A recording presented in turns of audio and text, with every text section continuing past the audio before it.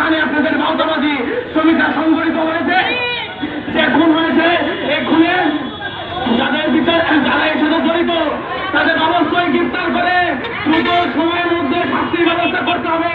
আমরা দেখেছি হাসিনা সরকার যদি আগের শ্রমিকের খুনের যারা যদি আসামি হয়, তো এই সরকারের বর্তমান এই হাবি ভত্তার জন্য এই সরকারকে আসামি করতে হবে, সুস্থ বিচার হবে না। আমাদের অতীতের বক্তা আমাদের জুবাইর ভাই সরকারকে 48 ঘন্টা সময় দিয়েছে। আমরা বলতে চাই এই গাজীপুরের 40 লক্ষ গার্মেন্ট শ্রমিক, সাভার, আশুলিয়া, নারায়ণগঞ্জের শ্রমিক, সকল শ্রমিককে নিয়ে এই শ্রমিক হাবি হত্যার আসামিদের দ্রুত গ্রেফতার না করে বিচার সম্পন্ন না করলে সকল শ্রমিককে নিয়ে আমরা যমুনা ঘেরাও করবো। আমরা এই দেশটা দাবি আদায় না হওয়া পর্যন্ত আমরা করে ফিরবো না। আমি আমার কথা দীর্ঘায়িত করবো না, অনেক রোদ্রের মধ্যে এসেছি, একটু স্লোগান দিয়ে আমার বক্তব্য শেষ করবো।